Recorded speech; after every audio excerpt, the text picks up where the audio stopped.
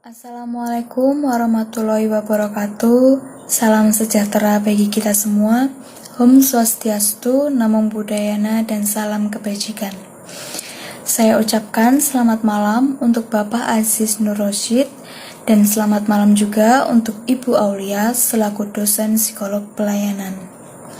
Saya Cecilia Kriswi Valentina, mahasiswi Unisbank dari Prodi D3 Perhotelan. Di kesempatan kali ini, saya akan mempresentasikan tentang makalah yang telah saya buat mengenai konsep komunikasi efektif dengan konsumen. Seperti yang Bapak Ibu ketahui, bahwa di zaman kita ini merupakan zaman di mana manusia tidak bisa lepas dari teknologi komunikasi. Karena komunikasi sangatlah penting bagi kehidupan kita sehari-hari. Begitu juga bagi suatu perusahaan maupun suatu usaha.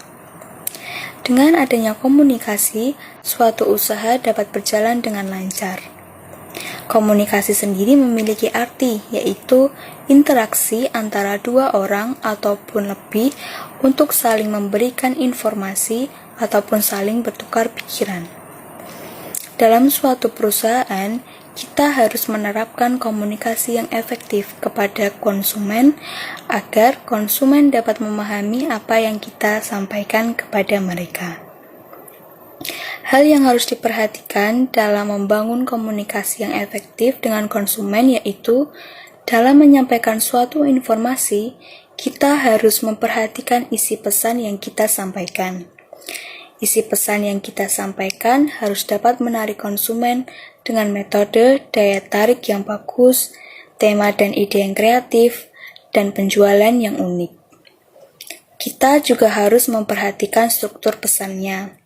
Lalu, format pesannya, seperti contoh, jika kita ingin mengunggah informasi produk ke internet, ataupun media sosial dan lain sebagainya, kita harus memperhatikan format bahasanya, tulisannya, agar lebih baik menggunakan bahasa yang mudah dipahami oleh konsumen.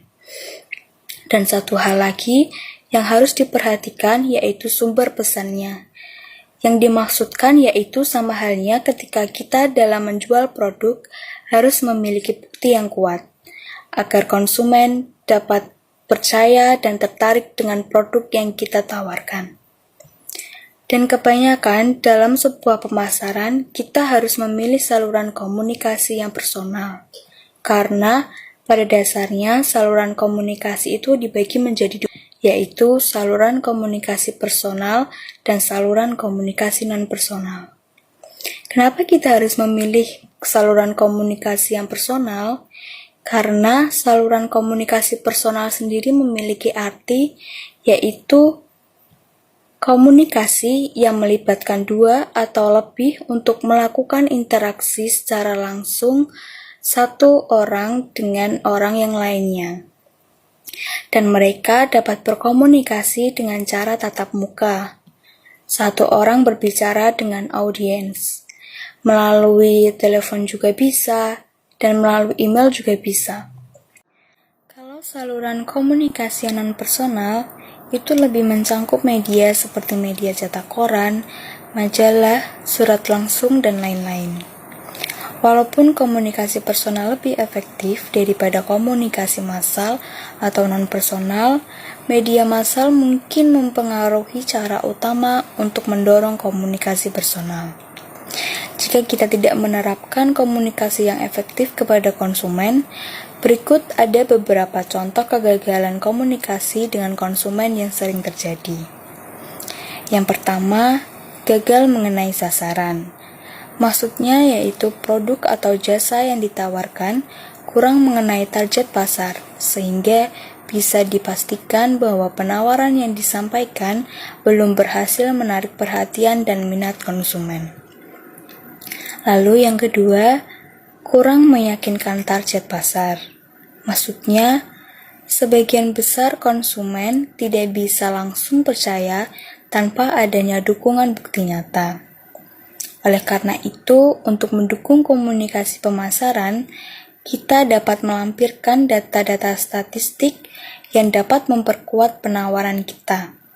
Misalnya saja seperti melampirkan beberapa data konsumen atau rekan kerja yang pernah menggunakan produk atau jasa yang kita tawarkan. Lengkapi pula dengan testimoni dari mereka agar konsumen semakin yakin dengan kualitas produk atau jasa yang kita tawarkan. Dan yang ketiga yaitu tidak memberikan solusi. Maksudnya adalah dalam pemasaran produk atau jasa, kita pelaku pasar cenderung lebih fokus untuk menginformasikan jenis pelayanan atau produk apa saja yang kita tawarkan saat ini. Pemasaran juga lebih senang menyampaikan kelebihan produk atau jasa yang kita tawarkan daripada menyampaikan keuntungan atau benefit yang didapatkan para konsumen. Sehingga banyak konsumen yang tidak tertarik dengan penawaran yang disampaikan. Karena dari produk atau jasa tersebut, konsumen tidak menemukan sebuah solusi yang mereka butuhkan.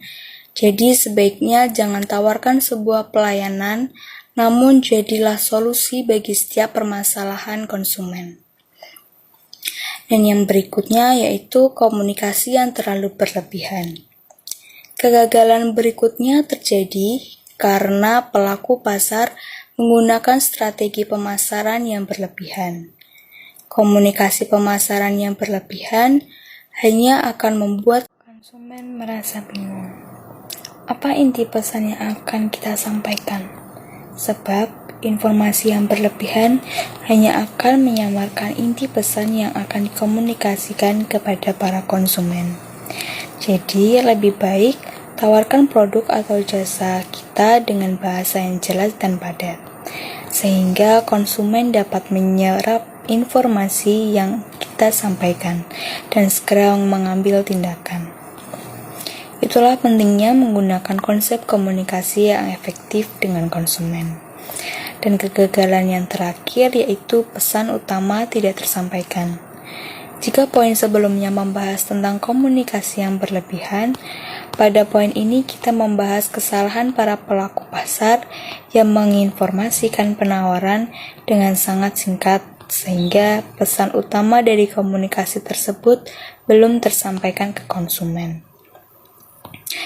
Dan bisa dipastikan konsumen pun belum paham dengan informasi yang kita berikan, serta butuh penjelasan yang lebih rinci.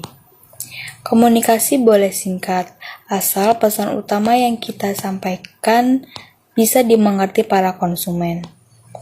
Jadi intinya kita harus menggunakan bahasa yang baik dan benar, serta jelas dan padat untuk menyampaikan sesuatu kepada konsumen, agar konsumen dapat memahami apa yang kita sampaikan dan konsumen juga dapat tertarik dengan produk yang kita tawarkan. Itulah yang dimaksudkan dengan komunikasi yang efektif dengan konsumen. Tanpa bertele-tele, langsung ke informasi produk yang kita tawarkan kepada mereka. Demikianlah presentasi yang dapat saya sampaikan. Saya Cecilia Krusi Valentina mengucapkan terima kasih. Assalamualaikum warahmatullahi wabarakatuh. Berkah dalam, Om Swastiastu, Namo Buddhayana, dan salam kebajikan.